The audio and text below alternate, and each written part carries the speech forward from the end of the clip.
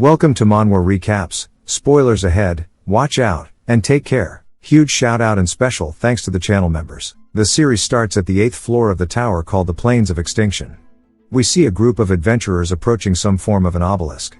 With one man leading them, he orders them all to stop, saying that they've gathered here again today to take down the 8th floor guardian. He is rank 6, and is the Blue Zone Guild Master named Kazuki Kyojo. He says just because this is a joint raid it doesn't mean they can slack off. If they can't clear this, the 9th floor is nothing but a pipe dream. The group then starts to split. As more people are making an appearance, Kazuki says it is about time for them to show up. It is another guild called the Blue Earth. This man is rank 1, and he is the guild master named Subaru Narukami. Kazuki runs over excited to see him, as Subaru apologizes for being late. Kazuki tells him that he is actually the first one here. Subaru says that he heard the Muram Alliance is going to show up this time as well. Kazuki says that since Subaru is leading the charge, they are probably just trying to pick up the scraps. Subaru says that if they do want the scraps, then they are going to have it. He then hands something to Kazuki, and we see it glowing red. It is a legendary level equipment called Archangel's Blessing. It instantly recovers 50% of fatigue when used. Kazuki is surprised that he gave him this, but Subaru tells him that he intends for this raid to succeed no matter what. This is just in case. Kazuki says that he is probably going to need this too. Subaru says when the battle is over, he wants to know if he will come back to Blue Earth, as he can return it to him then. Kazuki looks a little bitter about it, but Subaru says that if he doesn't want to come back, he can just keep it. As soon as he says this, a giant shadow looms over them, as they hear screeching. Subaru says it is finally here, and Kazuki says he didn't expect it to show up this soon. It is the Guardian at the 8th floor. As Kazuki yells telling everyone to prepare for combat, we see it as some form of a hydra soaring through the sky. Subaru calls it an ugly bastard. As a yellowish-black aura starts to emanate from his hand, the status window appears, saying that lightning energy is coursing through his body. Subaru says today is the day that he will take it down. The hydra stares down at him, and then starts to charge up, some kind of breath attack. Kazuki tells everyone to take cover, but Subaru tells them there is no need. Kazuki asks what he is doing as he walks straight up to it. The attack comes straight towards them. Subaru continues going forward. He unsheathes his blade, and slashes towards it, sending out an energy wave. It cleaves the breath attack into two, causing it to fly past the groups. Kazuki says that he is always surprising them, and his guild members say all that training sure did pay off. One of them then asks what he handed Kazuki earlier. He says they will find out later, asking if they are all ready for them to finally be able to kill this dragon, and break through the 8th floor. As Blue Earth takes the lead, the Blue Zone Guild sits there, and watches. He looks a little annoyed, saying that they are pretending to be close until one of his men approaches him saying that they have positioned the soldiers as planned. He says that's perfect, so it's time for them to begin. One of them says understood, while the other wishes him luck in battle as they both disappear. Kazuki is staring at the back of one of Subaru's guild members.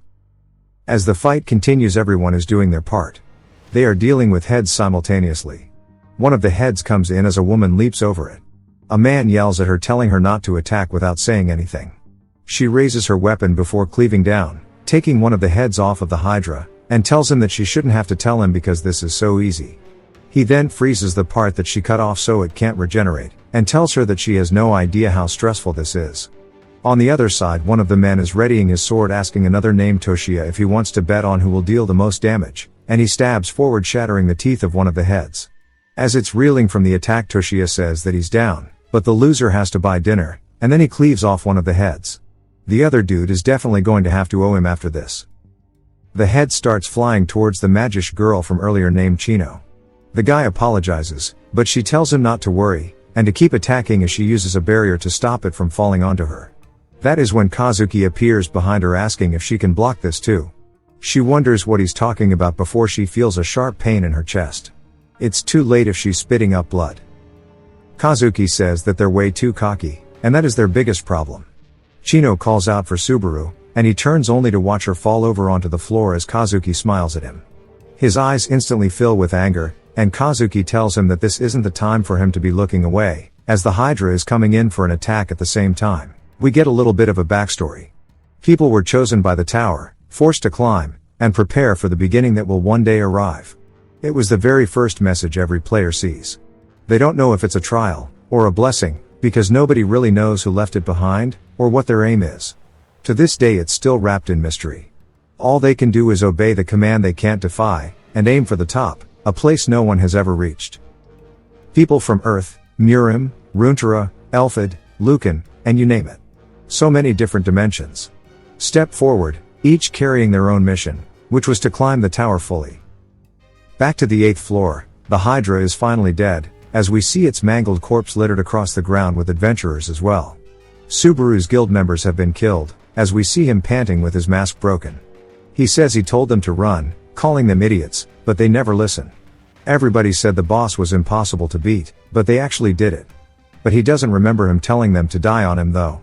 He calls them morons, but in a bitter way. A status window appears saying that he is poisoned, so natural recovery is impossible, and his fatigue is extremely high. Subaru says if he goes back alive they'll probably say something as expected of the Master of Lightning. We also learn that reaching 100 fatigue results in death. As Kazuki approaches him, Subaru asks why the hell he would do this, saying that he needs an answer. Kazuki tells him that it's been 10 years. 10 years of running toward today, saying surely he understands this was the only way for him to defeat him. If he didn't bait him, his precious Blue Earth teammates would have interfered. He has no idea just how much everything he gave him has tortured him. So he chose the world over him, and that's all there is to it. It's a shame that it turned out like this, but now he can finally see the end. He flips the Archangel's blessing into the air, saying that he doesn't need to return this anymore, as Blue Earth will disappear along with him anyways. But he shouldn't look so sad, as even if he dies he will remain a hero. Not that he'll be around to confirm it. Subaru says right until the end he only yaps about whatever he wants to say. He starts to push up off the ground saying that he may not be able to save himself now, but that does not mean he's going to go away quietly. He starts reaching into his inventory, and pulls out a weapon which Kazuki begins to sweat nervously, yelling that's impossible. It's a legendary rank equipment called Elis. It generates a storm that blows the target away. Kazuki asks if that item still has uses left, and Subaru says that he's gonna have to find out himself. We see that it actually has 4, and he readies it, and it turns out that 4 of his guild members are still alive, clinging to life. He says that if he could at least save them then it'll be worth it, as that's who he aims at, sending each of them soaring into the air. Kazuki realizes this, telling his men to chase them as they can't let them escape. He drops the weapon onto the floor, as he used all 4 charges because it starts to dissipate. Subaru smiles saying not on his watch, as he raises his hand into the air saying that they're all gonna be staying right here. The status window warns him that his fatigue has reached 95, and the duration of his ability is now limited. It is called the Master of Lightning Dissension, as lightning strikes exactly where he's standing, generating a massive shockwave. Kazuki says that he really is one stubborn guy. Subaru pulls out the spear that's stuck into him as his fatigue increases to 96. He swings it, saying that whatever kind of send-off they were hoping for is probably beyond him, but they better be ready to pay for it with their lives. From here on out nobody is going to leave without his permission. The other adventurers realize that they need to deal with him, and start charging and saying that it's all or nothing. Subaru deletes the first dude with a simple strike. Subaru says that the small fry won't be able to kill him, but the real problem is once Kazuki moves. He's close enough for him to attack him, but the problem is his fatigue has now reached 97, and he can't stall for much longer. One of the adventurers gets directly behind him, and cleaves, striking him across the back. His fatigue goes up to 98 now, and he grits his teeth as another one comes in from the front, and pierces his chest. They then all run up to stab their weapons into him. As Subaru drops his spear onto the floor the man laughs hysterically saying that he did it. He actually killed Subaru. Subaru looks up at him asking if he really thinks that it's over. He starts to release electricity everywhere around him, frying these dudes in an instant. As they fall onto the floor he reaches into his chest, and pulls out the sword as he falls to his knees. The adventurers wonder if he is actually down, saying that he's a monster. Kazuki says that it's hard to believe that his era is ending this easily. As Subaru's fatigue now reaches 99, it warns him that he is about to exceed the threshold which would result in death. Subaru says that Kazuki should know better than anyone, that even in the very end he's always the one who will win. As he gets up he screams, readying the spear, throwing it forward with everything he has. Kazuki looks down at the blessing of the Archangel saying that if only he didn't give this to him. When he then looks in front of him all he sees is lightning, and the spear flying straight into his face. He says this is impossible. Subaru starts to die saying that was actually a little pathetic. He wished he could have landed the finishing blow on Kazuki, though he's sure that last attack hit him. He doesn't know the damage it resulted in. It sure is funny that all of these thoughts are right when he's on the brink of death. He wonders if this is how it will be forever, though that sounds like torture. He then begins to smell something, wondering what it is, and his body jolts up, causing a lid to fall onto the floor, as we see him sitting inside of an actual garbage can. He looks around wondering if he's on Earth. But when he opens his status window, what he sees is the name Subaru Hosoi, as well as his stats being super low. He says this is pathetic, and starts to have a severe headache. The memories flood in, as people constantly compared him to Subaru Narukami from 20 years ago. He's confused, asking if that means it's been 20 years since he died. He struggles to get out of the trash can, falling onto the floor. What he notices beside him is a player kit. He says if he uses it he can learn more as he searches the guild Blue Earth. What he finds are people talking about Blue Zone, Kazuki's guild, saying that the Blue Earth's successors are too weak. But Kazuki vows that they are carrying the will of Subaru, and he'll never forget the heroic spirit of his final moments. Subaru says it can't be, and it turns out Kazuki didn't die, as we see him wearing a mask smiling. Subaru explains how they didn't start out as enemies. They were actually friends, and they were very close. Until one point Kazuki told him he was thinking about leaving the guild. Subaru asks where this came from, but Kazuki says to tell the others for him, and he'll understand the reason eventually, but not to worry, as he'll be his shadow even if they're apart. A few years later he showed up again, except this time he'd formed his own guild using the name they used to joke about, Blue Zone, which was the name of the shadow he talked about. They're still only on the 9th floor, which means they've practically done nothing for 20 years. He's then surprised by more news, as Subaru has a memorial hall named after him, and he heads straight there. He says he can't believe it. It's even fancier than he could have imagined. On the inside he sees his mask displayed everywhere, as well as footage of him fighting. He asks what anybody could possibly gain from immortalizing him, and he wonders who the hell built this and for what reason. Then he hears Kazuki's voice, saying that he guided them at all times. He was a hero, who got the furthest in the tower, and to keep the memories of him alive forever. And that he, and the rest of his comrades, built this memorial hall in honor of him. Subaru's face starts to turn into pure frustration and anger, as Kazuki's hologram appears, saying that while Subaru and Blue Earth no longer exist, his guild Blue Zone is the only one that carries their noble spirit. Subaru says this is bullshit, and wonders if killing him wasn't enough, but he might as well live up to the expectations that he holds him to. And that if he just waits he'll rewrite the whole memory from the ground up, proving to the world that he's nothing but a traitor. Subaru says he won't waste this second chance, as he gets bumped into. He looks down, seeing a kid on the floor, and picks him up asking if he's okay, but then is surprised at what he sees, as his mask on his face. The kid's parents run over asking if he's okay, and Subaru says they just lightly bumped into each other, but what he sees is they also have his mask on. He takes a better look, and has to rub his eyes to make sure he's not seeing shit, as everyone around him is wearing his mask, and he wonders what the hell is going on here. He does recall Kazuki saying that even if he dies he'll remain in history as a hero, asking if this is what he truly meant by that. He can't help but find Kazuki's actions weird. He continues making his way down the memorial hall until he finds people praying to none other than a funeral altar solely for him. He wonders if this is just a farce to steal the glory of his guild for himself, but then as he's looking at the flowers decorating the grave he notices something, one of them glowing. His eyes instantly sparkle with hope and he quickly pushes himself through the crowd as they tell him to watch where he's going. He kneels down in front of it and reaches into the flowers, pulling it out, asking if it belongs to Shigure Asagiri. Elsewhere outside of the building we see somebody watching it from above, saying that they managed to get through this year without incident too. A woman tells him this talk that he's being carefree. If they had just been a little late they'd have run into Blue Zone, but she wonders if just offering flowers should be enough every year for the memorial service. The older man says that you never know what might happen, just in case. As he dispels his disguise he says that Subaru might notice the flowers he offered. The woman asks if he really thinks that he's still alive. The man says he hasn't confirmed it with his own eyes. The woman says rather than them finding Subaru it'll probably be faster for Kazuki to figure out where they are. Besides, even if Subaru was alive he wouldn't have stood by and watched the shit for 20 years. The man smirks. And later that day we see Subaru sweating nervously. He's gripping onto the flower, calling out for Shigure. He heads back to the house from his memory, saying that he guesses this guy was a brokey. He searches for his guild once more, getting no results. But he says that he's certain that Shigure is alive. I'm not sure if that person from before was Shigure or not. As Subaru says that he knows they are alive hiding themselves, and for 20 whole years at that, knowing him he wouldn't have just let everyone go if he knew the truth. Then he wonders if Shigure survived alone. He can't be sure if all 4 of them were blown away back then, but as long as Kazuki is alive and kicking, making contact now is nothing but a suicide mission as he's powerless. Forcing his way in would just put a target on his back, so first he needs to focus on getting his power back. Coming to this body's memories. 2 days from now the tutorial to become a player will begin, and if he can just survive it'll be more than enough, because if he's alive they can meet again anytime.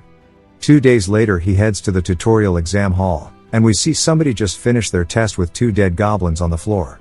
The exam proctor, Hugar, looks a little disappointed as the man barely killed the 2. He says that while he passed it was barely, asking if he wants to try the next step. The man asks what he means by next, only for the status window to appear saying that the higher he clears the more rewards he gets. He says hell no, and as there's no way he can take 3 on at once. Hugar tells him to stop yelling as it hurts his head. The dude asks if he still passed though. As Hugar sends him away he says that that's as far as he goes in the tutorial, but for a wimp like him to pass it is sad. And today the only person that he showed any interest in was someone named Isaac, the son of Reinhardt. Aside from him clearing all the way up to the 20th stage, not a single one of these participants shows any promise. The standards for this tutorial are abysmal, and the quality of recruits has hit rock bottom. He then looks for his next contestant and spots the name Subaru, saying that that is a pretty heavy name to carry, but that's only if he manages to pass. And he asks him if he's ready to start as he summons 2 goblins. He says that his goal is to defeat them, but Subaru dashes past, cutting both of their heads off before he can finish his sentence. Hugar is surprised and wonders if he really missed that, as he turns spotting both of the heads fall onto the floor. Subaru says he spent the last 2 days testing the limits of his body and it was the right call. The body he woke up in was actually pretty damn exceptional. The status window asks if he would like to proceed and he says of course. Hugar is just speechless. Another head rolls onto his feet a little later, as we see Subaru's killed countless goblins. He asks what the hell is going on, as he's not just swinging his sword blindly. He's reading 3 moves ahead, and calmly dispatching all of the enemies, which means he's not just good at swordsmanship, because even he wouldn't be able to pull off movements like that. As they are very similar to that of Subaru Narukami's from 20 years ago, as of course Subaru stabs a goblin in the chest, he pulls out the blade killing it, and he's cleared all the way up to stage 49, and it asks if he would like to clear the final boss. He says he might as well. As the ground begins rumbling, cracking underneath, a hand stretches out of it. Hugar warns him that he's not Narukami, and that if he values his life to stop right now, as we see a giant monster coming from the floor.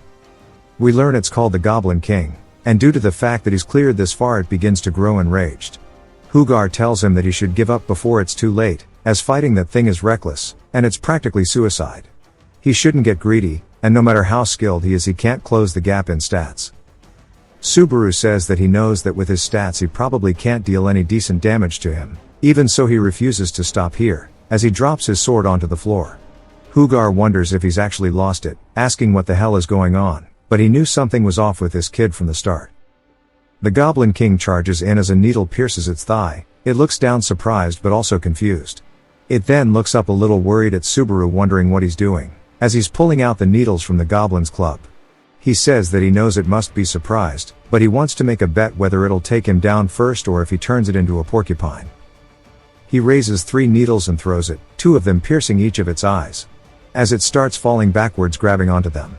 Subaru closes the gap, but the Goblin King expects as much as he grabs onto his axe and swings down where he was standing previously. Subaru sidesteps the attack and looks for the next target. We get a flashback to him practicing throwing daggers at a target, and one of the women from his party says that that's not how you do it. Her name is Rina. She tells him that anything could be thrown as long as you understand how the center of gravity works and how to flick your wrist properly. As she throws a pin forward it hits the bullseye shattering it. Back to the present we see the Goblin King spitting up blood as it has a needle in its throat, but it's not just that, as it's pierced all over now. Subaru says that power is proportional to the rotation force, and accuracy is inversely proportional to hesitation, and that's all things that Rina taught him. Hugar though is watching all of this saying that for him to use the goblin poison needles is absurd, as the goblin corpses don't disappear until the trial is over.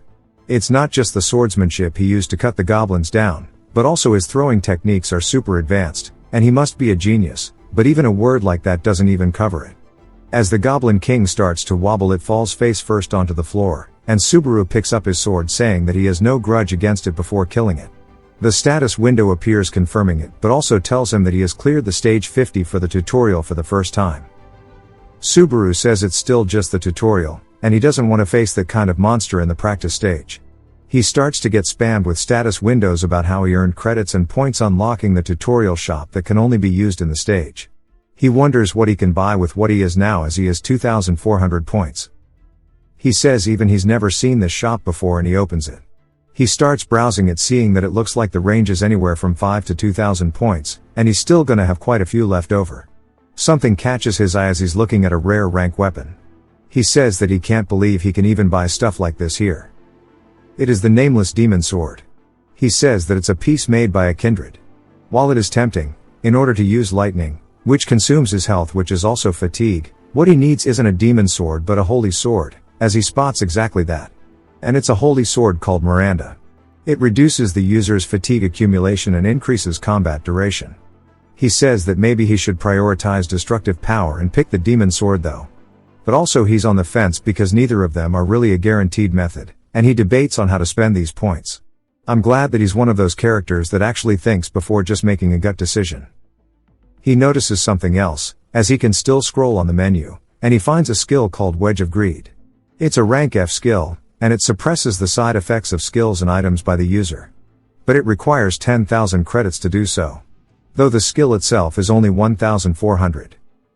He says he's never seen a skill with an effect like this, and maybe with the demon sword it might even suppress the debuffs from lightning.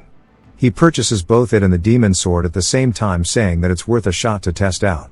He starts winging it, saying that just as he expected, they seem to have a good synergy, and rather than struggling with just one skill, using this sword from the start seems like the better choice.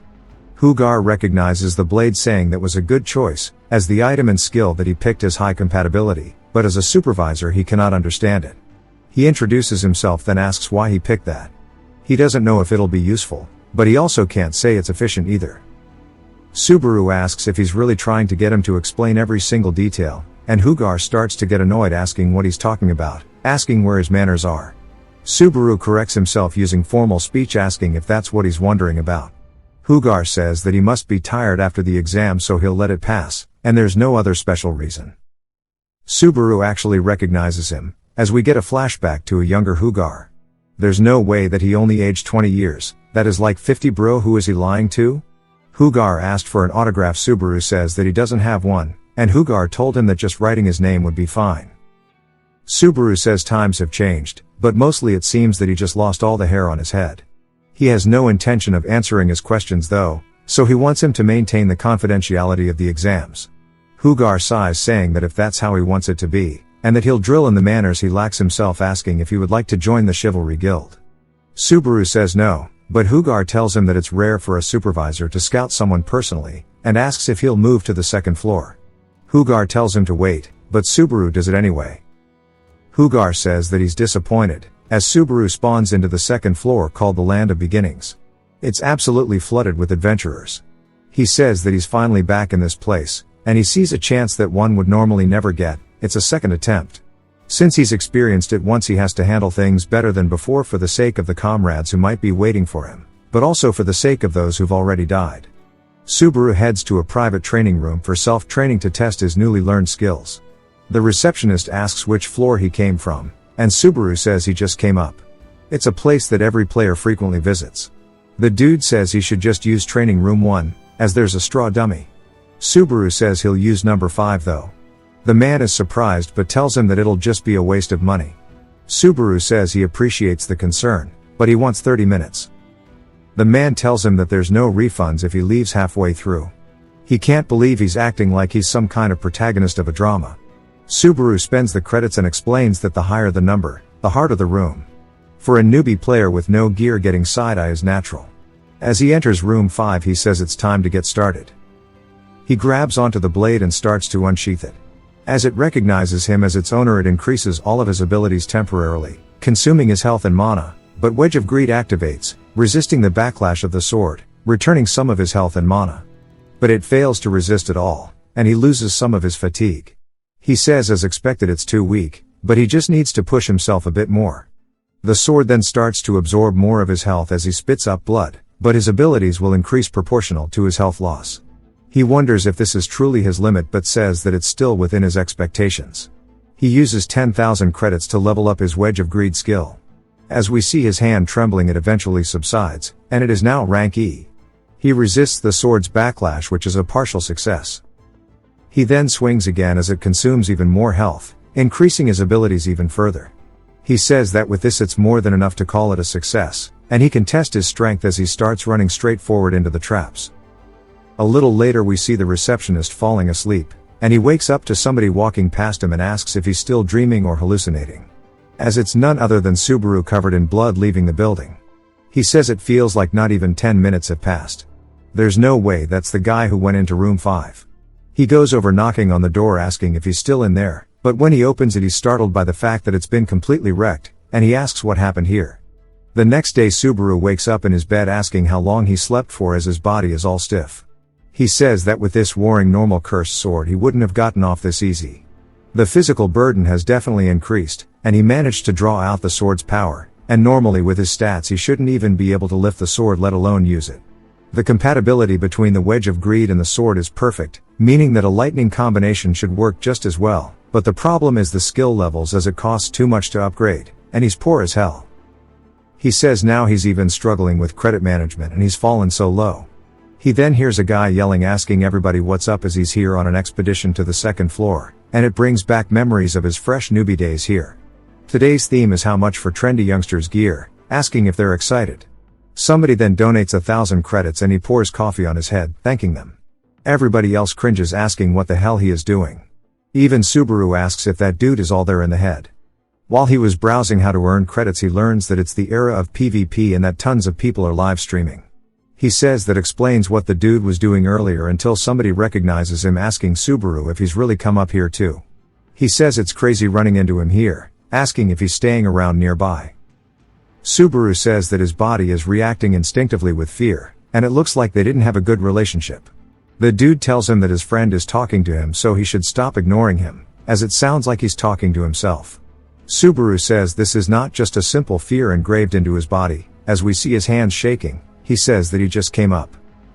The man says that's surprising, he never thought a weakling like him could clear the tutorial, as he figured a goblin would have murdered him. Subaru says that he actually remembers this from the original body's memories. This is Isaac who we mentioned previously. When Subaru woke up in the trash can we learn that he was the one who actually put him in there. As Subaru asks why he was doing this to him, Isaac asks why he thinks he can even look at him. His name annoys him, and he can't even follow simple instructions since he can't do what he's told. His parents must be so sad that their kid's empty-headed. He starts taking something from Subaru. Subaru says that the credits he gave him weren't enough, so this is what he had to get. Isaac kicked him in the chest telling him to stop talking back. From now on the garbage around here is his home. No matter what happens he's never getting out of there, and if he finds out that he stepped out he surely knows what will happen. Subaru asks what kind of idiot the original owner is of this body to just take a beating. Isaac says that he cleared up to stage 20, even breaking his dad's record. That the supervisor showered him with praise. He even learned a skill as a clear reward which is B rank, apparently the highest you can get in the tutorial. So he's gonna grab a drink too. Subaru tells him to take his time as he's heading out. Isaac says that on his way back he should buy him some coffee, and he can pick whatever. Subaru asks if he heard that right, and Isaac facepalms saying that he's as disobedient as ever, but also wonders what's with him lately as his eyes are looking straight at him asking if he forgot the meaning of fear or if maybe his soul got swapped somewhere along the way. Subaru says he doesn't have credit so he can buy his own coffee. Isaac tells him to sit, and Subaru walks past him saying that he doesn't have time to take care of the original body's revenge, but if Isaac gets in his way that's a different story. He then feels a sensation on his arm as Isaac is holding him from moving, and he asks if he really wants to see what happens to runaway trash like himself. Subaru tells him to let go if he knows what's good for him. The other patrons start watching as Isaac tells him to stop getting cocky, and we see his eyes full of rage. But he tells himself that he can't cause a scene in front of this crowd, and making a fuss will only make things worse. Then he starts fake laughing, telling him to not be scared, just giving him a little scare like old times. And he's still as much of a small fry as ever. With his skills he probably barely even passed the tutorial, and he gets that he's feeling good about himself, but he needs to remember who he is. There's no way trash like him could even fight back. If he wanted to, he could make him quietly disappear, reminding him who his father is. He tells him to be careful as he walks away, calling him his friend. Subaru says friend my ass, but explains to us his game plan, as there are two main ways for players to grow. The first is through trials. By passing the tower trials and acquiring rewards, players naturally grow stronger. To take the tower's trials you must first pay credits, but safety is guaranteed in the virtual space. Since trials are conducted there, even if you die, all you lose are credits and your progress. The second is hunting. By hunting monsters outside safe zones or clearing special dungeons on each floor you can grow from them. And the growth is significantly faster than through trials, but they exist in the real world, so if you die there, you're truly dead. He heads to a dungeon called the Whispering Orc Nest. He says that players usually avoid hunting because there's no need to make life-threatening risk, but for him, the safer it is, the slower it is, and the more dangerous the faster. He pulls out his glorified iPad and starts browsing some streams and spots somebody with the name Subaru Narukami and how he has 80,000 views. The dude asks if everybody's been waiting, as he's going to be challenging the third floor trial. Subaru asks how many people have used this same concept of him from his past life. Someone offers him 20,000 credits for a mission, and Subaru's just speechless. More people start doing it, and Subaru realizes that he's made a mistake. This dude is earning money through streaming very easily while he's fighting monsters risking his life, and this dude is making a killing. He thinks about it more and then gets up, grabbing his blade out of the orc, saying that he's going to continue killing more. As a group of orcs start making their way down the cave, he spots the boss orc general. Subaru says even without the poison needle like last time he has something even better today. As the sword starts absorbing his health, giving him stats proportionally to the health consumed, his wedge of greed resists the recoil, and he says that he's busy so he doesn't have time to waste on trash like them, as he dashes forward instantly getting through the front line. He then leaps up into the air, readying his blade, coating it with aura as he swings down. The orc general can't even react before its head gets sent flying. He eventually clears the nest and actually went out of his way to buy the mask he used to use. He says he's clearly understood now how streamers can earn money, and if he's going to do it he'll go out with what he's good at. While it might be a popular concept, he is the real one at the end of the day. He starts his live stream. At the company South Entertainment we see a woman inside of the office watching some streams, and she's screaming. The dude beside her freaks out, and she says that not even 5 people can clear it, and this is ridiculous. The dude then asks what it is, but she says that it's someone named Sabekachi. The man asks if it's another fake Subaru Narukami, and she says who knows. At this point she's just tired of seeing the concept of him, as everyone and their mother is cosplaying him. She thinks streaming is dying. The dude tells her to stop saying scary things, as they are able to make a living thanks to streamers. She says that it's right, but they don't even know the first thing about it. Even players who risk their lives climbing the tower find it tedious. We learn that her name is Hatsuka, and the dude asks why she gave up on the tower and lingers in a place like this. She says that it's because it's boring. Besides he gave up too. And if she were free she'd probably look for a new talent. He says that he dropped out due to a lack of skill, but he knows that she started climbing the tower to meet Subaru Narukami, so after she lost her goal it's no wonder all motivation was gone too. She's then surprised asking what this is, as there's an amazing kid on here. He asks if she found another weirdo, and she says that it's another Subaru Narukami cosplayer. He says this is outrageous as there's only one viewer.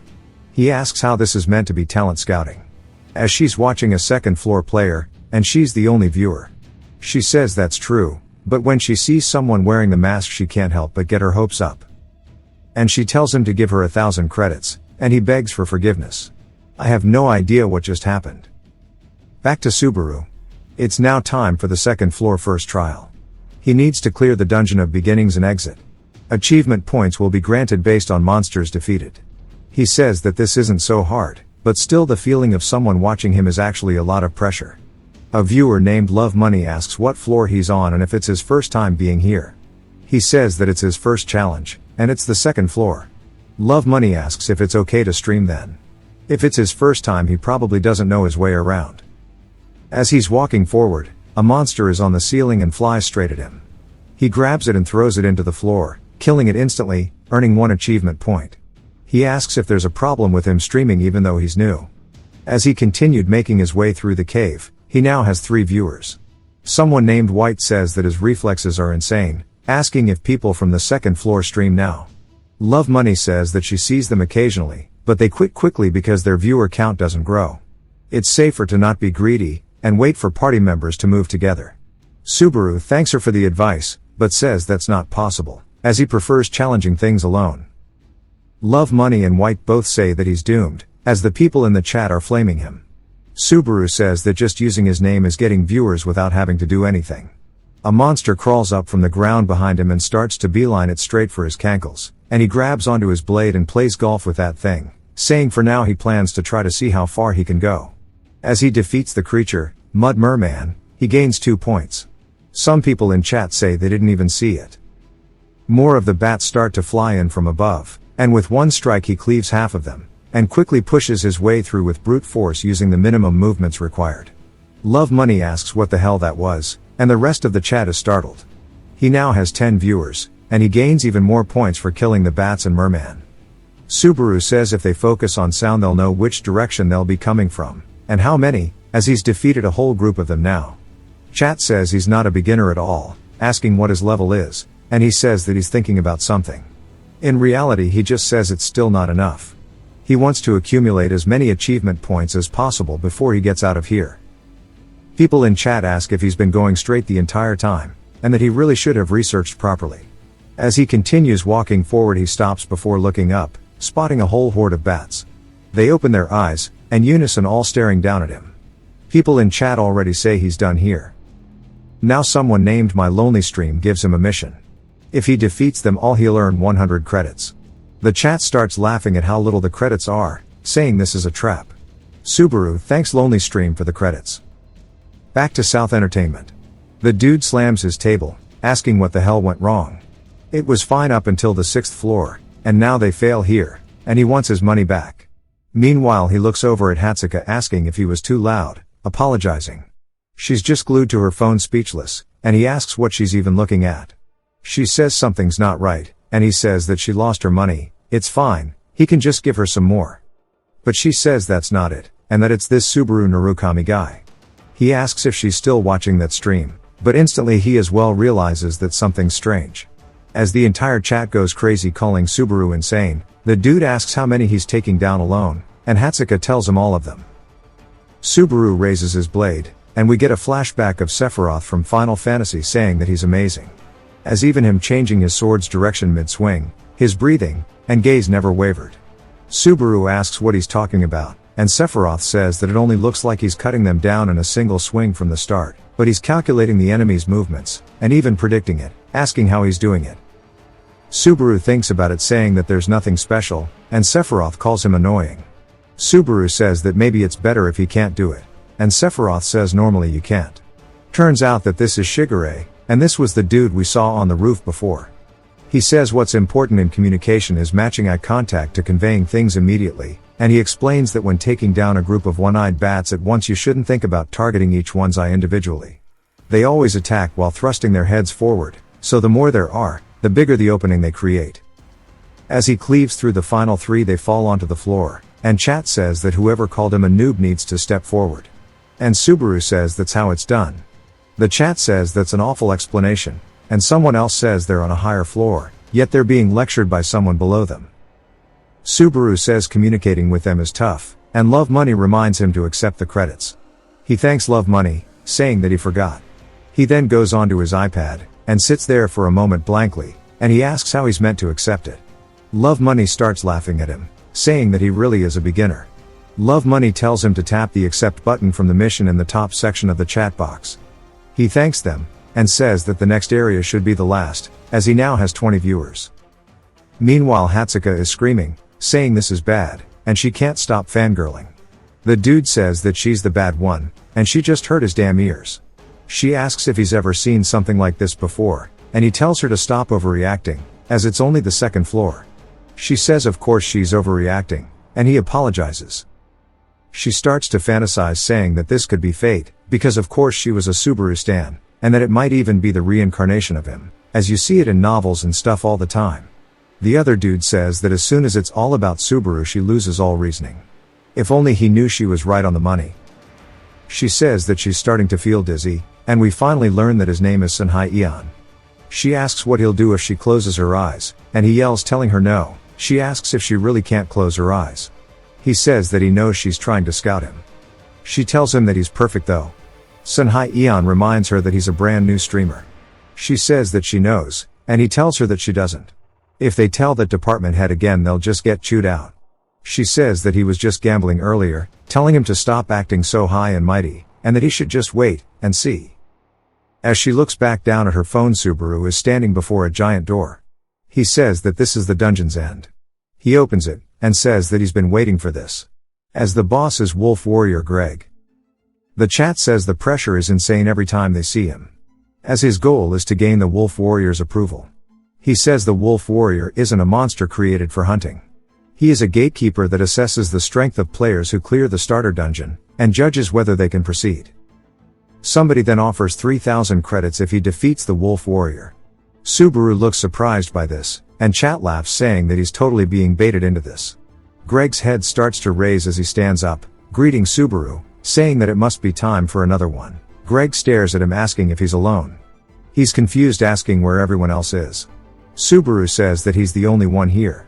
Greg says as expected of the man who possesses the soul of a great warrior. Meanwhile at South Entertainment, Hatsuka and Ian are meeting with someone, and he asks for them to repeat that, and how many viewers that streamer has. This is the department head named John Tail, and Ian says that he has about 20 people. Hatsuka says no, it's actually over 30 now. He says he's not going to correct her, and John asks if she's fucking around, and that he knows they're gambling during work hours, and now they're trying to find someone with 20 viewers trying to get him sponsored. She says it's actually 30, and John says that's not the point. He tells her that she should be the one streaming with her skills, and look, she definitely have a lot of fans, and she yells saying that she just peaked, and he's already got over 40 viewers. He asks if she's even listening to him, and he's watching that freak that Subaru spotted earlier on. But back to Subaru, he grabs onto his blade as Greg releases the murder mittens. Subaru says that he doesn't have anything to think about, and he needs to calm down. He starts to gain his stats from his health. He says even if it's his first time, he needs to do it like he always has. Greg charges in, and Subaru blocks the attack. Greg then raises his hand coming in for a follow-up, and it's continuous. As Subaru is being pushed backwards, Subaru says that Greg is strong, and trying to match him with brute force is not possible. But he does have a way to do it. Greg says as expected of a great warrior. As he swings, Subaru sidesteps the attack, which Greg expected, as he's coming in for a follow-up immediately. Subaru tightens his grip on his sword, and matches the attack, generating a massive amount of sparks. The chat starts flaming the guy who gave Subaru the mission, saying that he could have passed through, and this is going to be too tough of an opponent for him to fight. Subaru says sometimes there are methods more effective than strength. Greg tells him that he entertained him, but this will be the end. As he closes the gap, he smashes the wall, sending debris flying everywhere. We see Subaru evade it, telling him that's his line, as his attacks are too one-dimensional, and he cleaves across Greg's chest, saying that that means they're easy to dodge. As Greg is reeling from the attack, Subaru doesn't miss a beat, keeping the gap closed. He slices again once more across his side. He then resheathes his blade as Greg calls him a magnificent warrior, and falls to the ground behind him. The status windows start flooding in.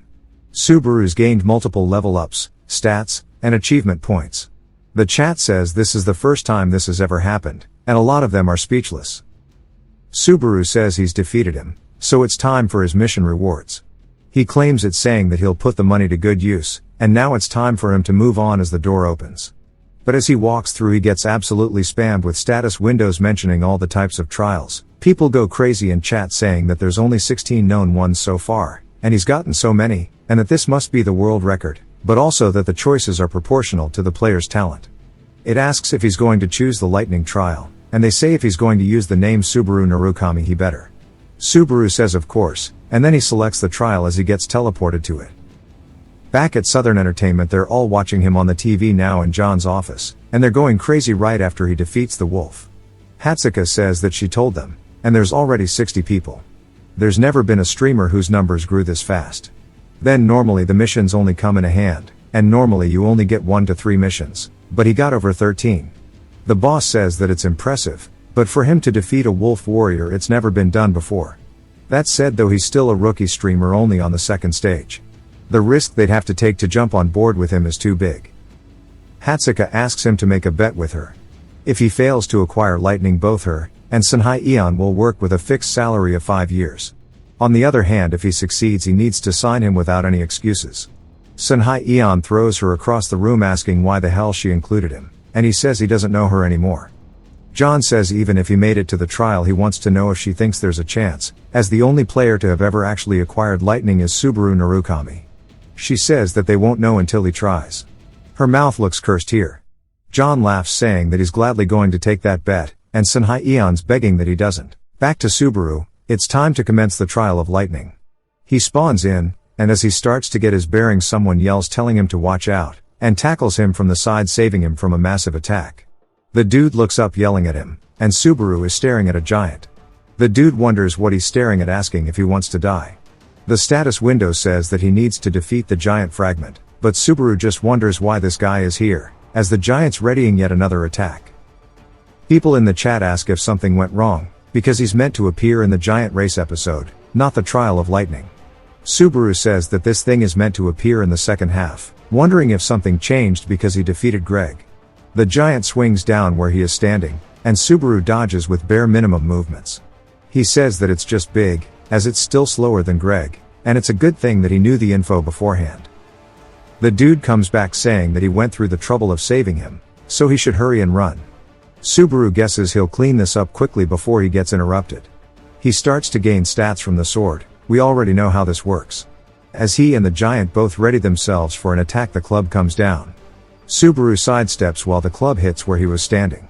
Subaru stands on the club, using it as a boost to dash forward, soaring into the air even higher than the giant. He gets behind it over its nape, putting his sword to its nape, kicking it through the back of its throat. It starts screaming, and he calls it noisy. He twists the blade, saying that it should be quiet for the rest of its life. As he continues bleeding it out, it starts to feel woozy, and falls over, eventually dying. He has defeated the giant fragment, clearing stage 4. Chat's confused, asking what it means by stage 4. As Subaru gets spammed with stats increases and level ups, as well as achieving 4,000 points, and 2 items, one called Heart of the Giant, and the other called Thunderclap. The guy who saved him earlier is speechless, and runs over asking him what the hell he is. Subaru says surely he can tell by looking, as he came to defeat this giant. They head to a nearby village. Subaru sits inside while Chat asks him to show the items. He says he was curious too, so they can take a look together.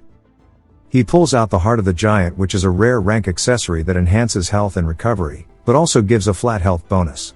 Subaru says he likes the effects, but also accessory type items are valuable. He also did happen to want some armor, as that's exactly what he gets. It's a rare rank armor that allows him to use Thunderclap once a day, nullifying status ailments, and has a remaining use as 3. Chat also informs him that the Heart of the Giant is an item that he can sell for any price. Somebody named Narukami Koa registers a mission of 5,000 credits if he learns lightning. Subaru thanks him, and even more people feel touched, giving him tons of credits for the exact same mission.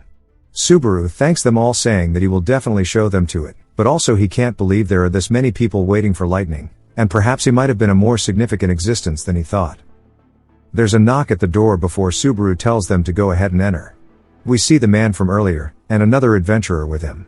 He introduces the guy he brought as the village knight captain, Lord Peleus. They yap for a bit, and then head outside. The Scar guy says that recently giant attacks have been frequent, and they are on standby 24 hours a day, fully armed. For the citizens' safety, they ask them to not go out minus to get things that are essential. For him to meet an outsider at such a time is rare. Peleus says he heard that he protected the village while he was away, and on behalf of the villagers he's thankful. Subaru says he did what was natural, but he recognizes Peleus as he is the face of this village, and a brave knight who will stand tall against the giants. Peleus says fortunately during this reconnaissance they discover the chieftain of the giant race, and they intend to risk their lives to corner them. They beg, asking him to save their village. People in chat say they don't want Peleus to die this time around, and they get flamed for spoilers. Subaru says according to his memory in the next stage Peleus will die just as chat said. Subaru tells them to raise their heads, as he will cooperate as they wish. Peleus thanks him, and it's now time for stage 5 survival. How did he go from stage 2 to here, because wasn't he only on stage 8 in his past life? Anyways, as they're grouping up he's looking down at his iPad saying that the viewer increase is making his comments flow faster and faster, and he can't read them all like this. Pelias then tells them all to stop, and he points forward saying that this is their target, the giant chieftain. He will draw his attention, so they should attack from behind. Subaru grabs him on the shoulder, telling him to wait. Pelias wonders why, and Subaru tells him that it's not as it looks. The ground begins shaking violently, and Subaru warns him that the chieftain is actually not asleep. His eyes start twitching violently, and he stares directly at them as even more giants start to appear out of the cut, running straight towards them. Pelias freaks out, asking why, as this is some Attack on Titan shit. His men get picked up and ripped apart. They can't help but watch in fear due to the difference in pure raw strength. Some of the knights start running before Pelias even gives the order to get back to the foot of the mountain. The giants' laughter starts to fill the entire mountaintop, and they keep killing the soldiers who didn't flee one after the other. One of the dead adventurer's brother cried while they stop him from running in. Pelias gives the order once more to the remaining soldiers that they need to leave, think about their families, and head home. As this isn't the end, they can start over after they cook up a better plan. As they start running away, he tells someone named Falcon that he's counting on him to lead them from now on. Maybe that is Scar. But Subaru steps up, catching Pelias off guard. He tells him that he should escape quickly too, and rebuild the knights, and face the giants again later. Subaru says that those are his lines as he starts to pull out his blade. As he asks Pelias if he's not going to escape, Pelias asks what he means, so Subaru tells him that he can't move freely if he's here. If he's going to refuse, then they'll die together. Pelias says that to abandon an outsider and flee is something he can't think of doing. Subaru says he doesn't want to repeat himself. Pelias then says he'll go gather the soldiers, so if he can hold out he'll come back. Subaru thanks him as he runs off, saying he's indebted to him, and to stay safe. The giants continue to walk forward, but so does Subaru, charging straight into their group, saying that he'll be their opponent. He dashes past one, cleaving its thigh clean in two, and another its shin. They start falling onto the floor, and he finishes them off as they start screaming. The other giants turn surprised as we see he's defeated 2 of them already, and gained 20 points. Subaru says no matter if it's a test or not, he's just used to being alone anyways. Back to Pelias running down the mountain frantically. He looks back once more towards the sound of the fighting, and grits his teeth out of frustration. The giants start to surround Subaru, and chat says this is a suicide mission. Subaru says including Pelias, who was supposed to die the way he is now, he might be able to save everyone. He readies his blade once more, and dodges one of the attacks, cutting one of their legs off, but also slicing its chest at the same time. This continues as he's chopping them into literal pieces, making his way towards the chieftain. He says that it's not difficult if he takes them one by one, the problem is how long he can borrow the sword's power. He needs to try to get high so he can see exactly where the boss is. He swings at one of the giants, bisecting that boy, and uses its corpse as it starts to fall as a stepping stool, soaring into the sky. As the giants look up at him, Subaru is scouting, trying to find the chieftain, and starts hopping face to face, making his way to the back. Chat says that one wrong step, and it ends to death. The sword gets resisted once more by his skill, and it lets him recover some of his stamina and mental strength. Subaru says that the equipment really makes a huge difference, but he still needs to find it before he reaches his limit, and that's when he does. He spots it off in the back with a shit-eating grin. As he's getting closer to it, we see it has a weapon ready. Subaru says that if he doesn't end this in one hit, he's gonna die here. The chieftain puts everything he is into this attack too, and Subaru says he hopes this works well as we see him stretch his hand out and snap his fingers. He activates the ability Thunderclap, and it starts to echo throughout the entire battlefield, causing the giants to fall to their knees in pain due to the sound of the thunder being so close. Even the chieftain drops his weapon, holding onto his ears while screaming and yelling, saying that humans are always the noisiest people. Subaru is going to finish the job as he's aiming straight for his fucked up hairline. He raises his sword, plunging it straight through the back of its head, and starts twisting it just like he did previously as the chieftain starts spitting out blood.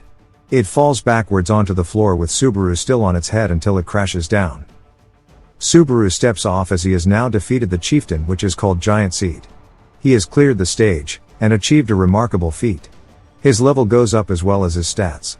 People in the chat say this has never happened before, as it was never this kind of stage. Subaru says if this was a story in a web novel, this is where it would end very coolly, but he knows that's not the case, as there are still enemies in front of him. He looks down at his blade, and starts to walk forward, saying that even if he clears the stage, the monsters don't disappear until the test is over. To think that the mechanism he used to his advantage in this tutorial would now make him suffer, but it is bad because his strength is all gone. Lightning starts to spark in the clouds before it strikes down, flying straight at Subaru. We see him getting engulfed in the lightning. Meanwhile, somewhere very far in a forest, nowhere close to civilization, we see a woman sitting in a chair doom scrolling, and she looks like Rina, but I'm not going to confirm it yet. Shigure though exits the building asking what she's doing. She says that the weather's nice, so she wanted to sit outside and enjoy it, as it's something that they won't be able to enjoy forever. He says that it must be almost time, and she says at most it'll be 1 year. He tells her that that's when they will finally be able to end things. She starts zoning out watching a video, and he asks what's got her so entertained. He walks over, and she tells him that there's a guy called Subaru Narukami who started streaming. Shigure starts freaking out. She tells him to calm down. He's just stealing the name Subaru Narukami, and he's taking on the second floor trial right now, and that he knows it too. If Subaru had survived that situation, Kazuki would have been erased from this tower long ago. Shigure asks what she's trying to say, and she says that Subaru has to be dead, and he needs to accept it too. He tells her he doesn't want to talk about this anymore, and she yells asking how long he's going to keep hiding in that kid's shadow. He asks what about her too, that's why she's glued to things like this. She says she's just passing the time, and he holds up the phone, and it's like those Subway Surfer memes as she starts getting glued to it. He asks what the hell she's pogging out about, and when he looks he starts to be surprised too. Back to Subaru, we see the lightning striking him as it starts to dissipate throughout all of the giants nearby, making them tingle. The status windows appear in front of Subaru as he has acquired lightning, and he has attained 2,000 achievement points. It asks if he would like to continue the trial or move to the next floor, and the chat goes absolutely crazy because normally this isn't how you're supposed to acquire it, but at least he didn't die, which is good enough. We see it's an A+ rank ability or skill. Again, it consumes stamina and mana to wield the power of lightning, but it can be leveled up by adding lightning fragments. As he cleared the mission, he starts taking in all the credits that they gifted him. He now has 20,000. He did say that when he received donations he would do a thank you performance as he resumes the trial. The giants start to unfreeze, moving straight towards him, and he says that he's going to show them all what they've been wanting to witness. He uses his credits to level up the wedge of greed, and it starts to resist the backlash of lightning.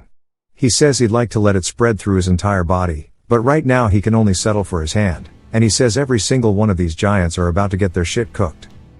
They close in the gap ready to attack him, and he tightens the grip on his sword, settling it into the blade now, and he says that he's going to let loose just once like in the old days, and he cleaves forward. It was such a devastating mana wave that it slices everything apart. With a single strike he has created a sea of corpses, littering the battlefield with their fleshy meat chunks. He starts to stumble from the attack, saying that he meant to leave enough strength to get back. He misjudged the output of the attack. From behind, Peleus and the rest make their way back up alarmed. They then spot Subaru, and he quickly runs over. Subaru turns, seeing him as his vision starts to go hazy, and he says that he can't believe he actually came back. Meanwhile, back at Southern Entertainment, Hatsuka and the rest are all sitting down in the room, and Sunhai Eon asks John if it was necessary to go that far. He says that he doesn't understand that woman's heart either, as she sits there having a panic attack, and her heart starts racing as she looks flushed. She wonders what to do. She says maybe it sounded too cold, but she might have just came off as too much of a business message, and she should have added more emojis. Turns out that she sent a message to Subaru, and she's straight tweaking. But Sunhai Eon says that it only looked like a business message asking if she's really one of those hardcore Crush fans already. John says that he thought she wanted to be a manager, and she says before being a manager she's a fan, and she can't help that shit. Besides, she already told them the lightning that only Subaru Narukami ever acquired has now been given to this new streamer, which means they need to get him on their side. Sunhai Eon sighs, saying that she somehow managed to save their salaries. John says since nobody else could ever acquire it, this guy is definitely worth watching. Sunhai Eon then finally notices his phone that's been buzzing, saying that it looks like Subaru read the message, but he left her on read as her face instantly goes from excited to devastated. She starts to contemplate her existence, and fades out. It takes us elsewhere as we see a dude with tons of collectible figurines from characters of the game, and the dude says it's time to get started.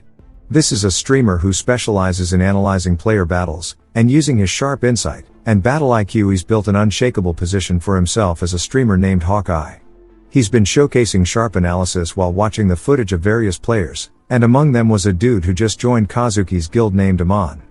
Hawkeye called him a dark horse as he's been racing up the tower at a breakneck speed, and some even call him the second Narukami, and they already know it's time for him to analyze it.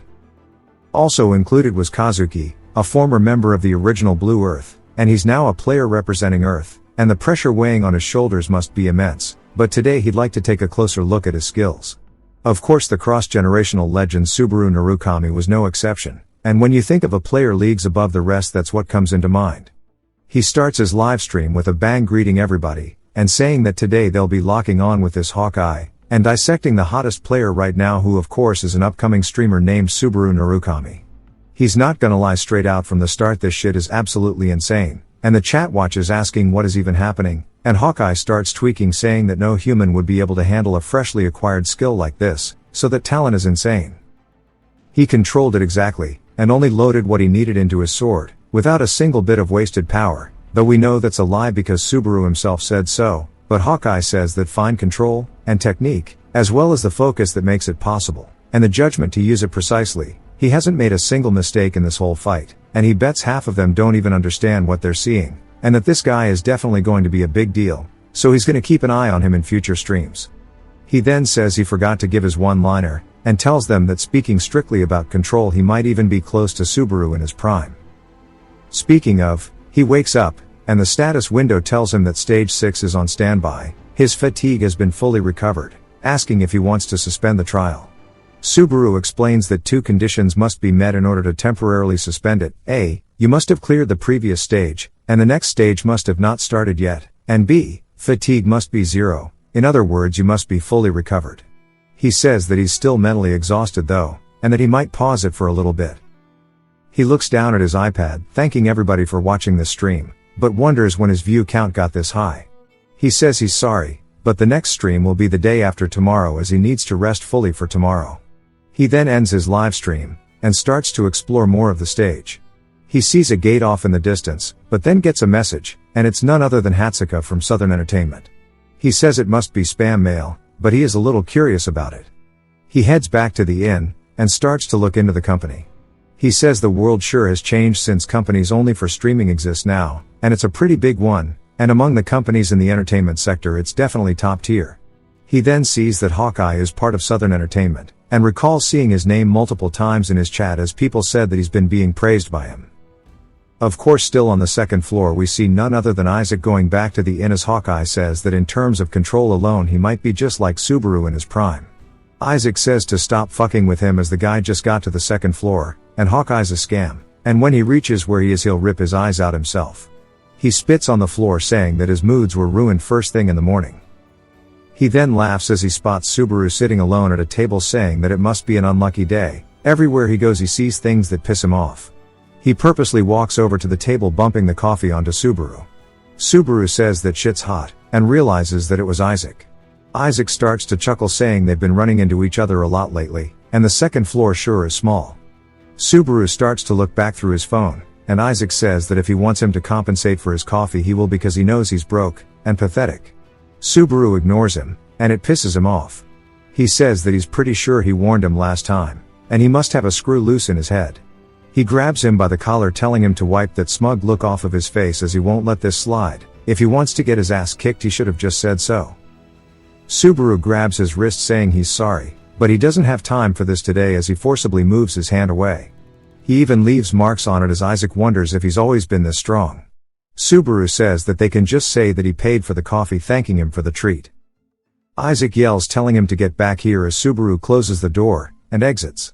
Isaac says that he was trying to climb the tower quietly for once, and that he's so fucking tired of hearing the name Subaru everywhere he goes, and he barges straight out of the inn. Subaru's back on his phone, browsing through it, saying he might as well reply to the email. We see somebody in the bath, and it's none other than Hatsuka, as Subaru tells her he wants to meet. Boombaclaw fan service. But we don't get to see the meeting yet, as it jumps straight to another dungeon, as Subaru's cleaning his way through it, already at the final boss of the exiled Lizardman's hideout. He says that he's already gotten used to this body, but in terms of his abilities he's still not quite there.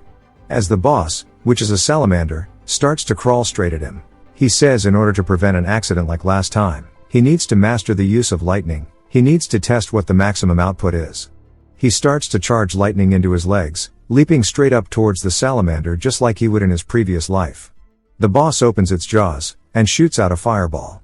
Subaru raises his wrist, charging lightning into the sword as he cleaves it in two. But the wedge of greed fails to resist, meaning his fatigue increases. Once more he starts to move exactly like he would in his previous life, and channels some of his old techniques, cutting the salamander into 2 pieces. He clears the dungeon leveling up, gaining more stats. Else later he's heading out of the dungeon back into the forest saying that the effect of reducing stamina consumption is better than he expected. He still has plenty of room regarding fatigue as he's only at 61. With this it should be fine to increase the output even more, but the problem is doubling the credits required for leveling up the wedge of greed is just a bit harsh. He says he wishes someone would show up introducing him to a good job out of the blue to get more credits. On cue somebody does show up, but it's not who we expected as it's Isaac asking if he's out here hunting. Subaru looks up spotting his figure in the woods. Isaac gets close saying that it sure is laughable to see him doing this, and he starts to smile saying that they've known each other for a long time, but not once has he ever gone hunting. Subaru says that he sure is persistent in size. Isaac says that he really did think about it, but because of the anger he reached the limit of his patience. He wants to end this right here as he gets into Subaru's face. Subaru says that he can tell this guy is serious. It takes us elsewhere though as we see Hawkeye entering a room, and John greets him, waving him over. Hawkeye says it's been a minute. John asks if his stream is going well, and Hawkeye says that it is. The viewers are mostly the same people, so his numbers don't change much though. John says that's good as it means his viewers are consistent. Hawkeye then asks what's up with his sudden call as he probably didn't call him here just to have some tea. John says that he's right on the money, it's about the guy he reviewed yesterday asking if he was serious about that. Hawkeye says that if he's talking about the rookie, it's just as he said, his talent itself is just as Subaru Narukami's in his prime. Whether he can reach that position though is another story. John asks if that's his final assessment, and Hawkeye asks why he's curious. John says that he wants to scout him for the agency. Hawkeye says that he too has a good eye, but he has far too few viewers for him to be scouted by their company. John says that he's right, but hearing what he said gave him confidence. He wants to do a collab between both him and Subaru.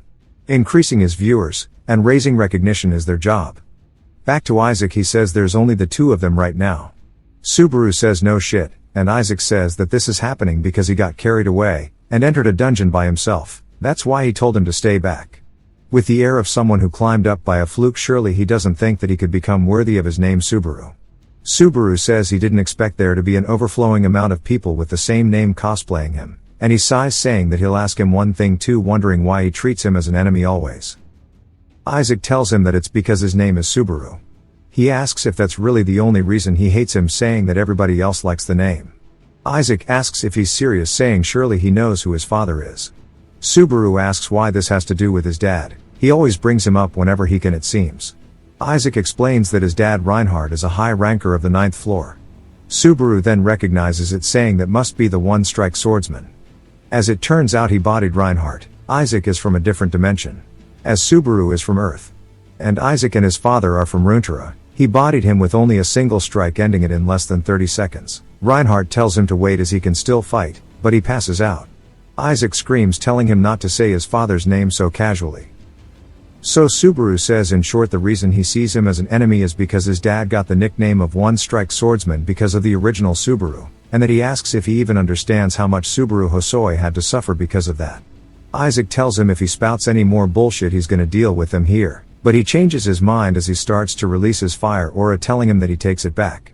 His arm becomes completely enveloped in the flame, and he says that he's just gonna go ahead and finish it right here. He then mentions how much he hates Subaru Narukami, saying it makes him so sick. He's nothing special, yet he gets all the attention, and acts high and mighty because of it. That's because he acted so cocky that his guild members sank along with him, but it serves him right. Right now somewhere in a hell he's probably rotting along with those who followed him. He launches an attack towards Subaru, saying that receiving his name was just bad luck. The attack explodes, and Isaac sighs, saying that he messed up the force control. Even though he was sort of a friend, he's done a terrible thing. Next time he'll go kill that masked streamer bastard. Subaru says if he's looking for the masked streamer, but Isaac's just surprised he's still alive. Subaru puts the mask on, saying that he's right here in front of him. Isaac tells him that it's impossible, that he took his fire head on. Subaru says surely it doesn't feel good. Subaru dashes in, punching him in the gut. Isaac instantly falls to his knees, starting to throw up blood.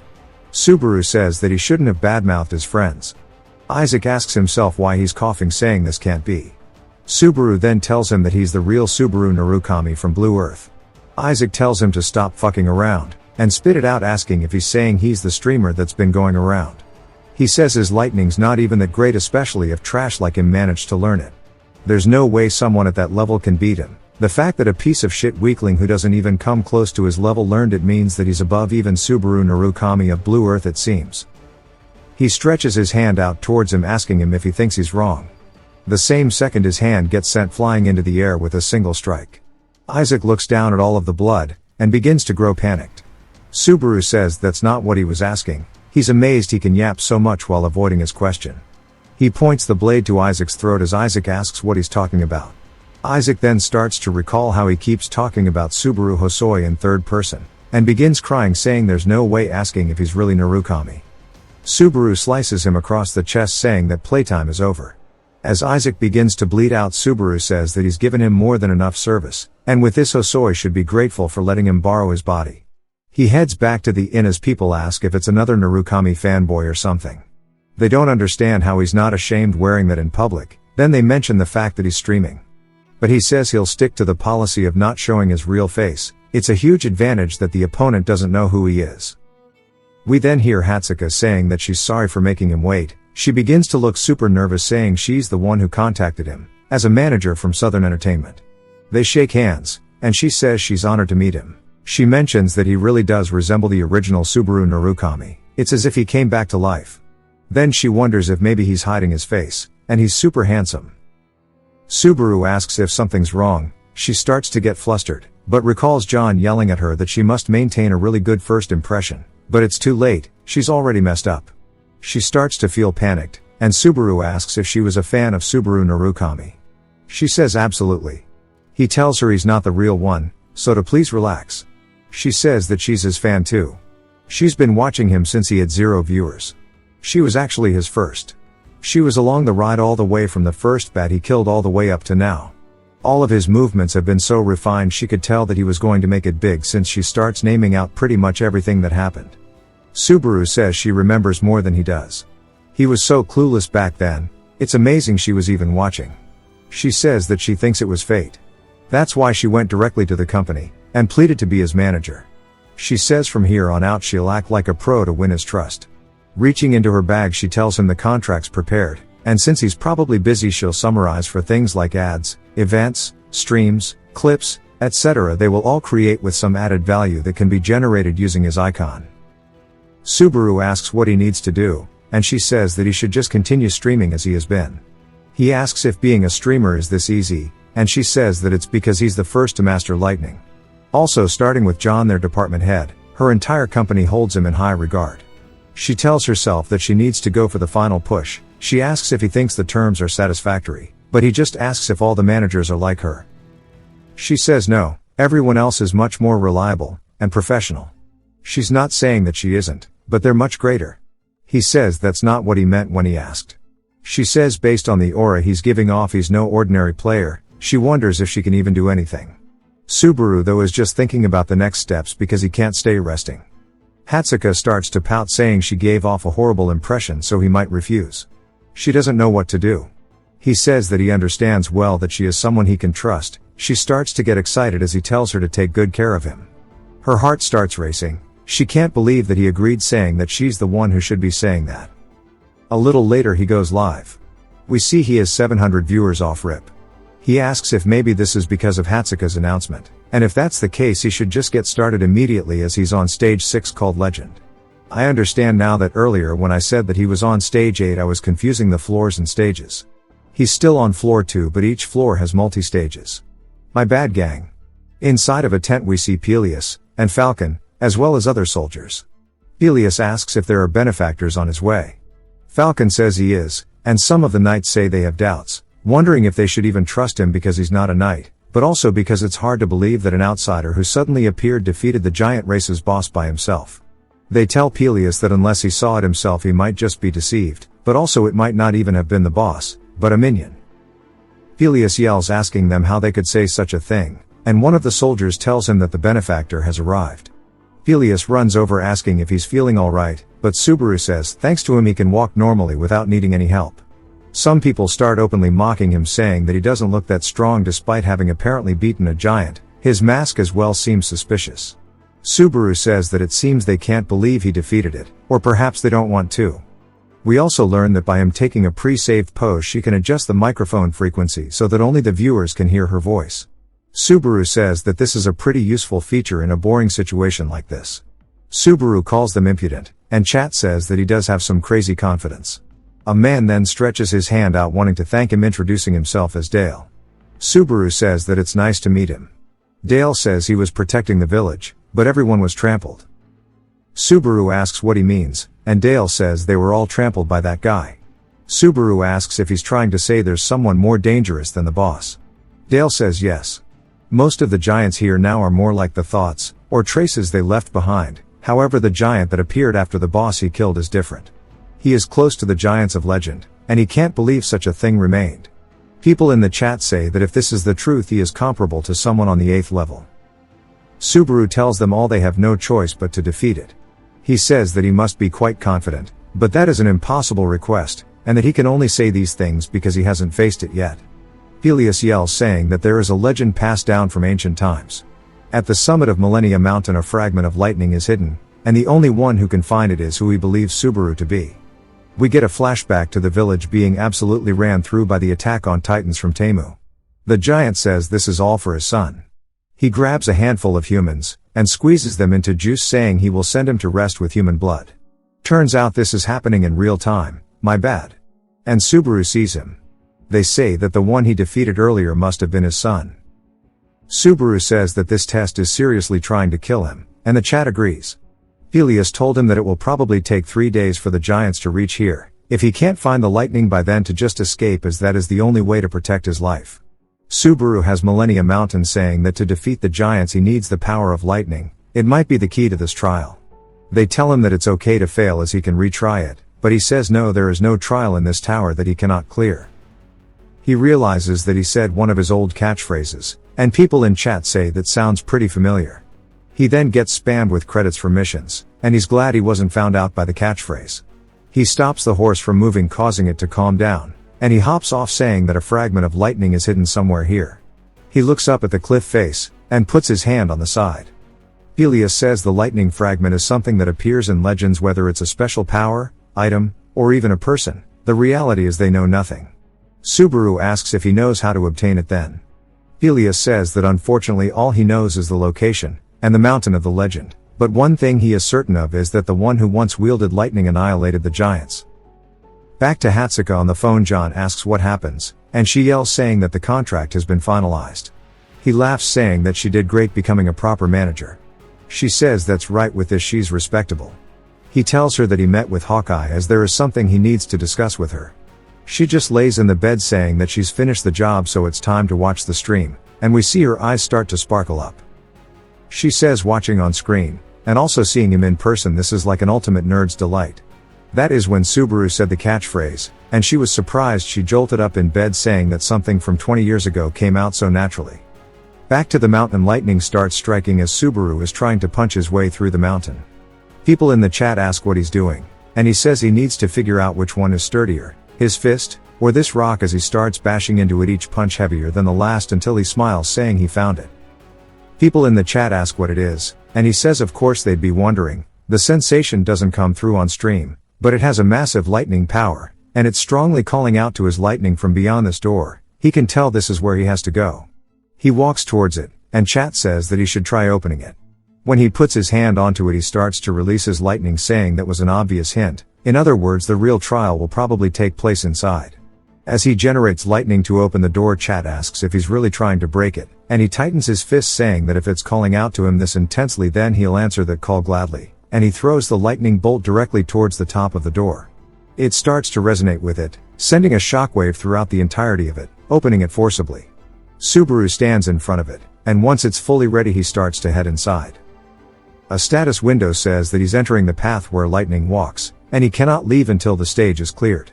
Back at the camp, Peleus and his men are looking at a map.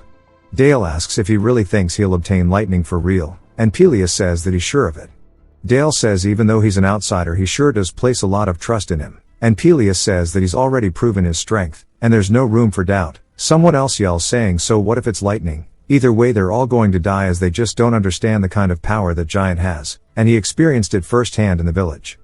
Pelia says even so they can't just give up, they can place their faith in him this once without demanding anything in return, so there's no harm.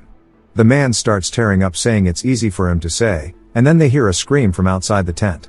The entire area begins to shake, and a man barges in saying that it's actually here, and it's bad. Everybody's face looks worried as the footsteps draw closer, and closer.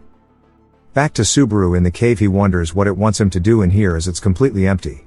Someone in chat says that lightning's just too fast for them to see, and Subaru says that makes sense. Lightning before discharge is nothing more than scattered electrical charges in the air, so of course you wouldn't be able to see it, which means this is a trial where you search without your eyes. The name of this trial is Path Where Lightning Walks, and for that powerful lightning deeper inside him that's calling to him it's pulling forward.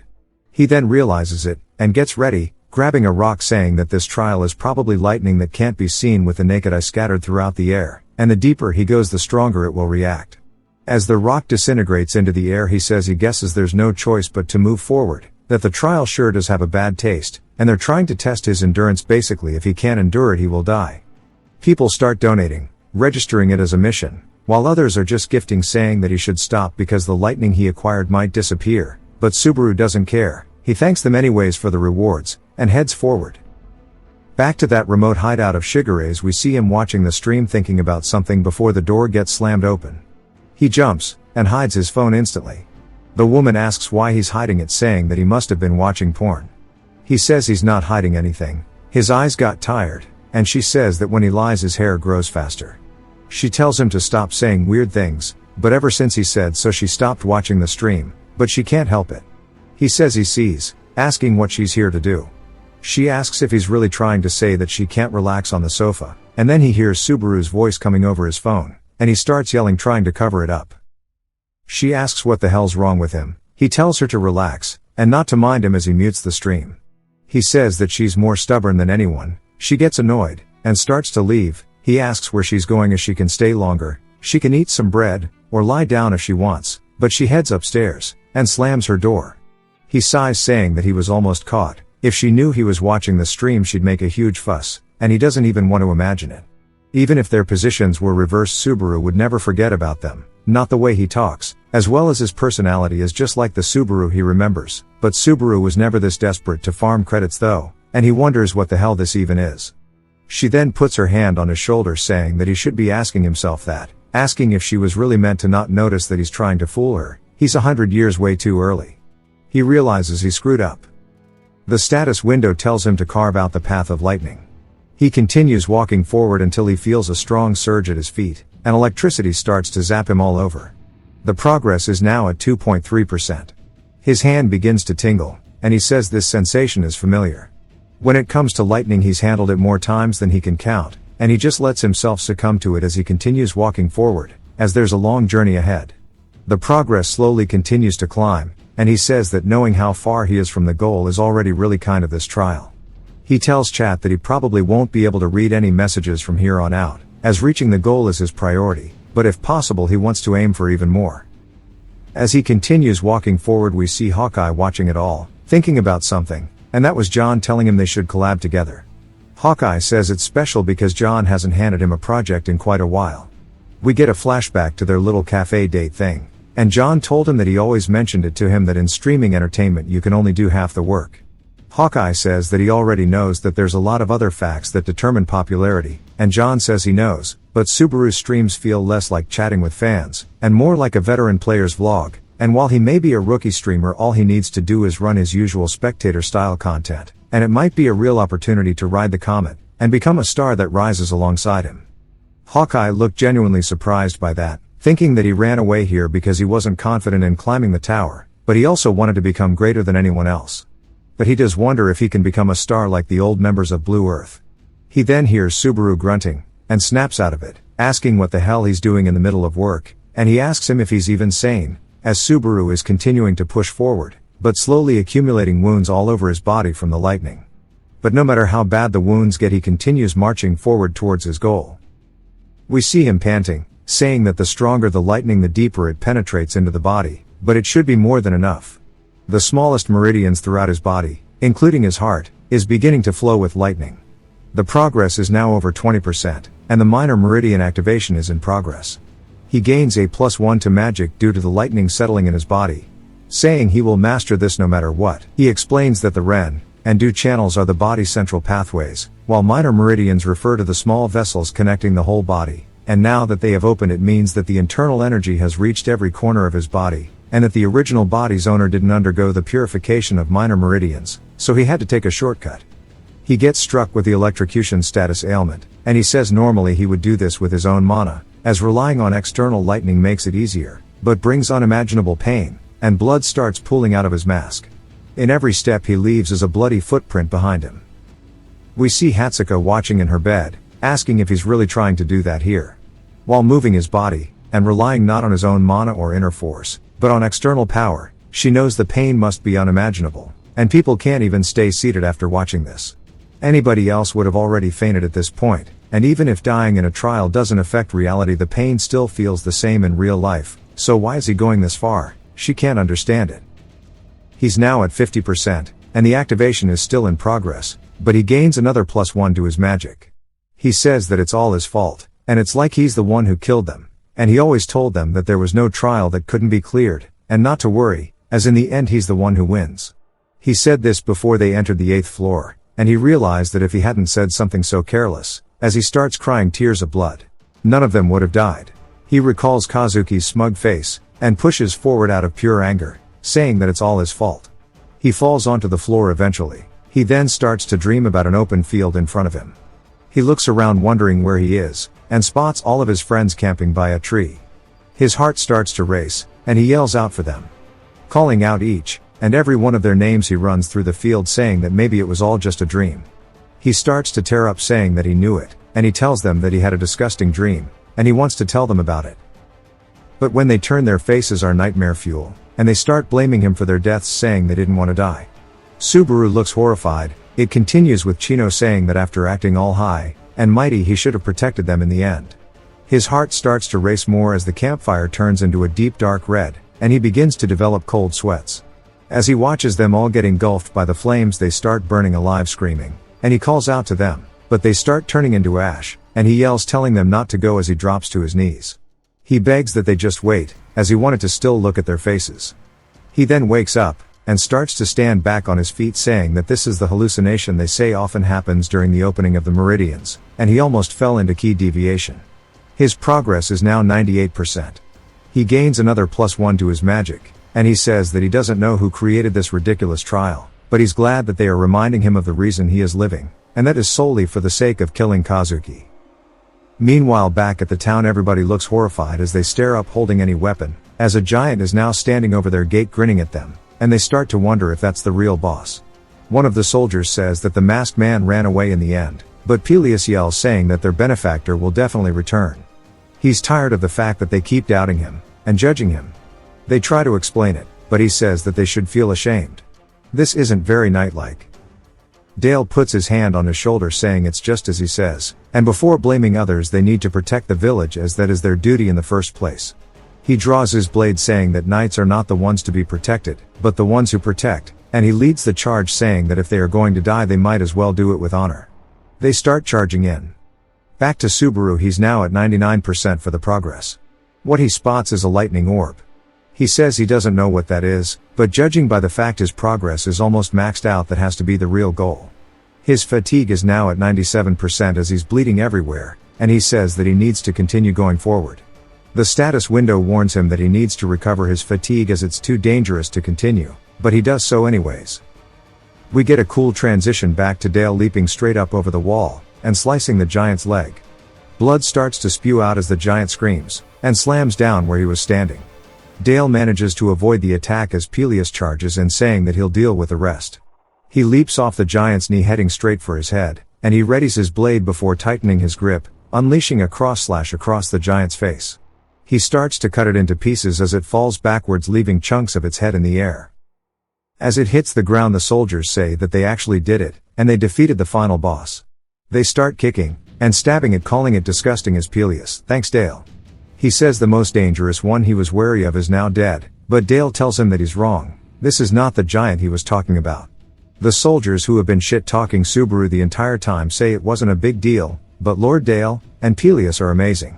The dude says that they just need to get rid of the remaining giants before he gets stomped out. Dale looks up as the giant shadow looms over them, and he tells Peleus that's the one, and Peleus says this is on an entirely different level. The progress bar is now 99.99%, and Subaru stretches his hand out towards the orb, and grabs onto it, telling Kazuki that he'll make him apologize, and make sure to take his head as a souvenir. The lightning starts to dissipate before charging violently all at once, surging throughout Subaru.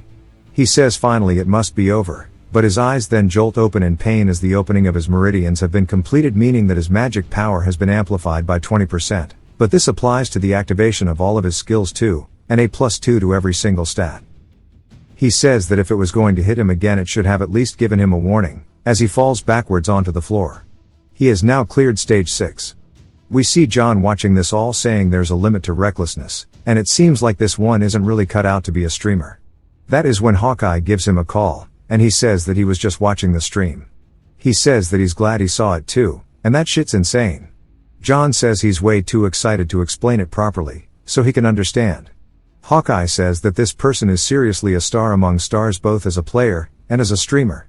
John says that he thought he was too rash personally, and he looks more like a player type than a streamer by any measure.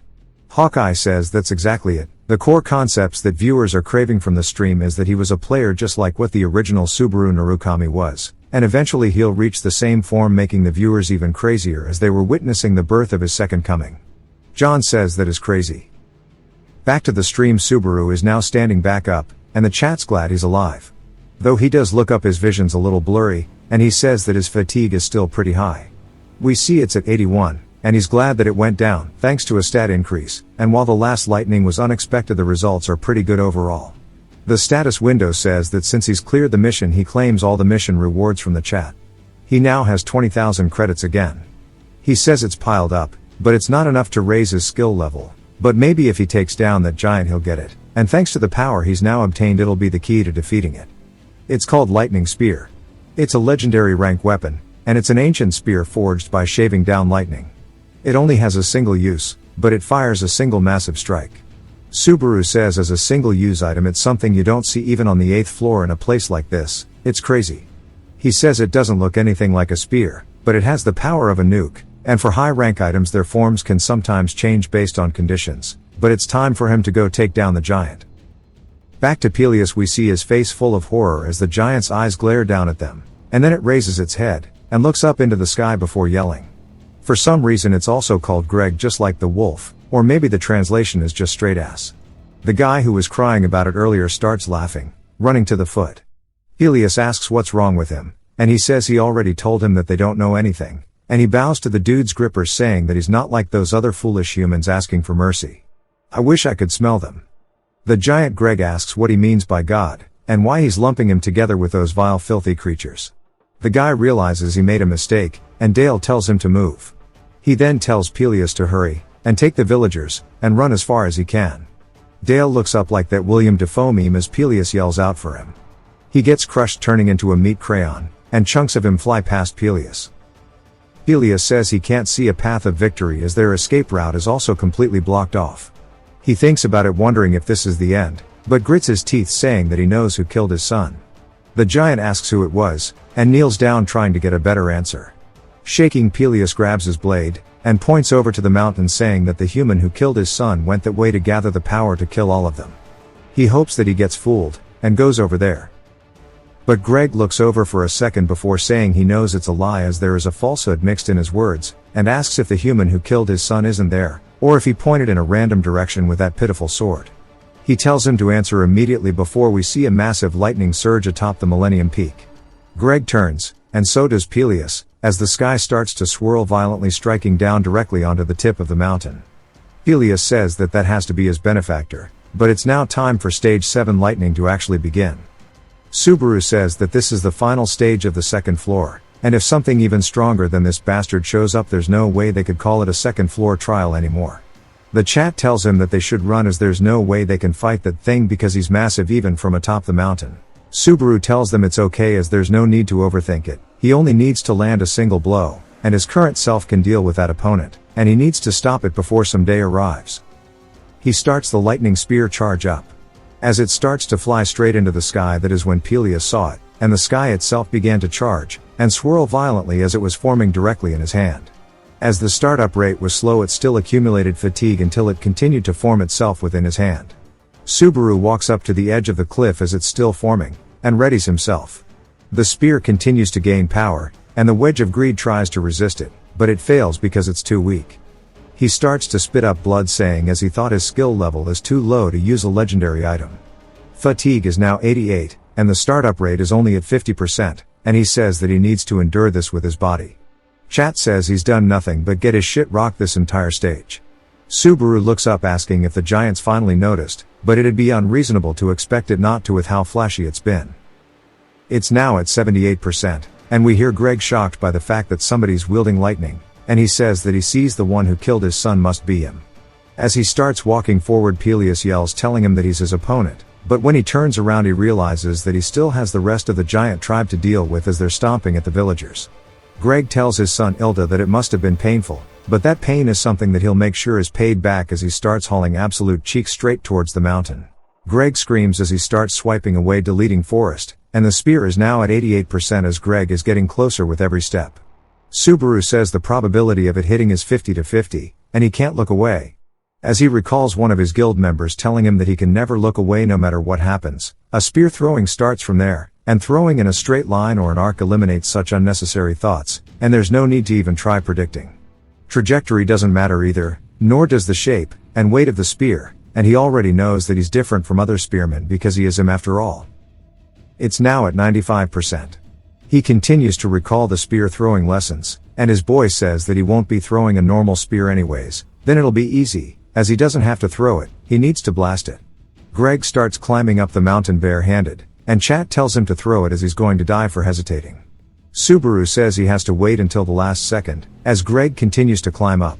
He then starts to dig his hounds into the mountain, before using that to allow himself to fly up into the air over the peak. The final surge of lightning starts to grow violent as it hits the spear. It is now at 100%. Subaru lowers himself, saying that he only has one chance, and he absolutely needs to end it with a single blow. Greg screams as stretching his hand out towards him. Subaru starts to bring his shoulder forward, throwing it, hitting Greg straight in the head, which makes him reel from the attack. As we see it buried into his forehead, he starts to fall off the mountain, and it's followed by a massive explosion at the bottom. Greg goes to say something, but I have no idea what he says before he fades out into ash. Subaru steps forward, and Chat goes crazy.